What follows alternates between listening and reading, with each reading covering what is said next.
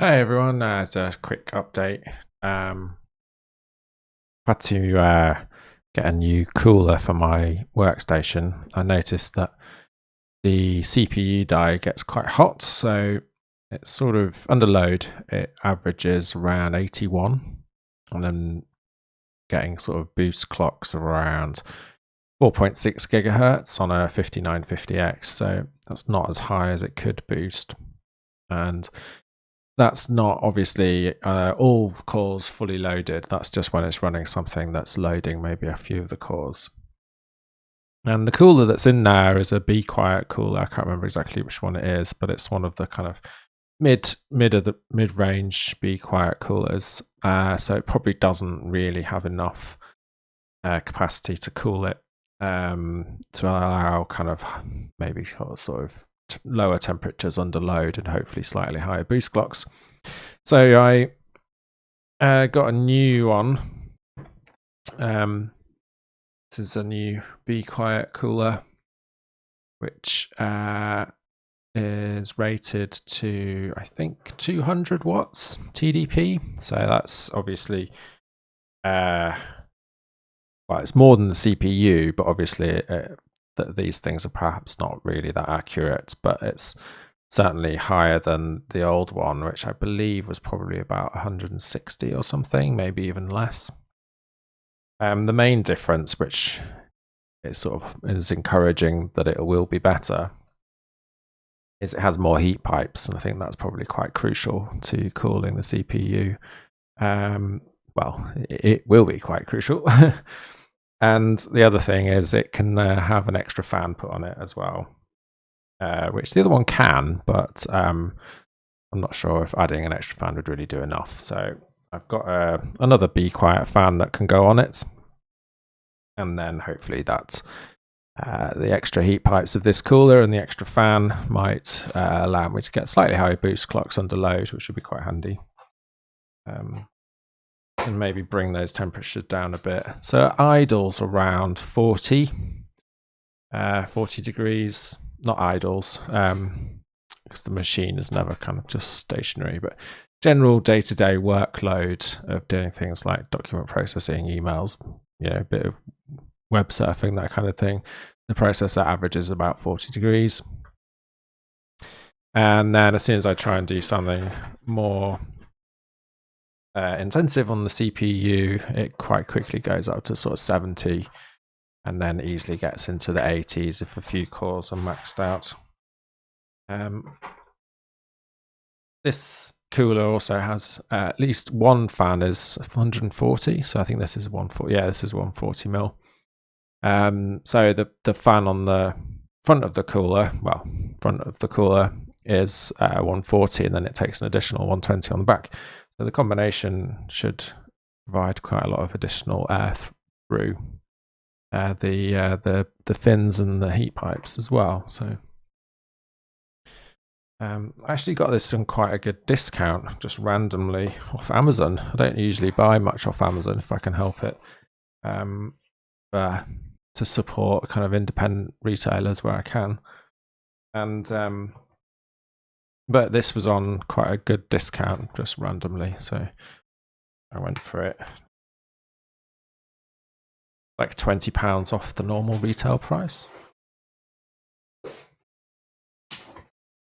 have a look at it.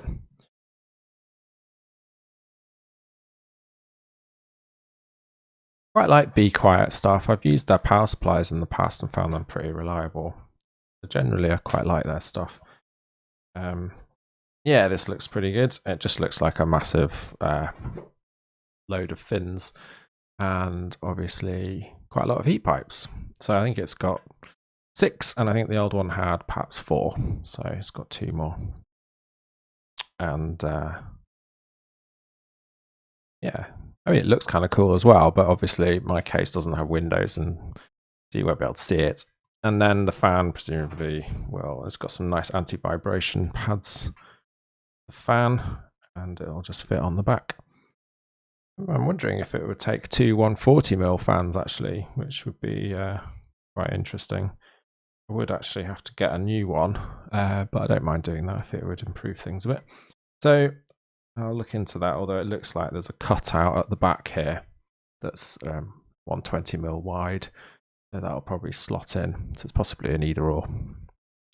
So I'll get this installed, and then hopefully I'd like to see temperature come down a little bit, perhaps sort of maxing out in the 60s rather than the 80s, and except on really heavy loads where it might go up a bit. And then hopefully, because it would be nice to have slightly higher boost clocks when it's only a few cores that are under heavy load.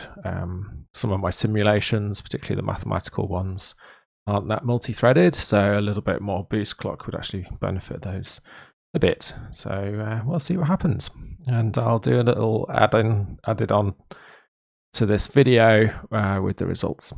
Okay, so I'll see you in a moment.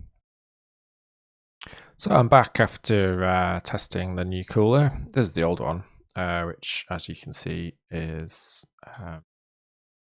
four heat pipes, and obviously the new one's black and this one's silver, so the new one's going to be better just because of that. But it is actually better. So the kind of general use temp on the CPUs dropped to about 30 to 35 by the looks of it, somewhere in that order. And then I just ran Prime 95 to get all the cores up to full load, and that was stable at about 76. So that's that's a drop from about 81, 82, which is quite that's quite a decent change. And the other thing that actually I've noticed is it's quite a lot quieter than the old one. And after a bit of fiddling around, I was able to drop down the speed of some case fans as well, without affecting the CPU temperature under load. So overall, it's made the system quite a bit quieter, which is good because it's something that I sort of have running most of the workday.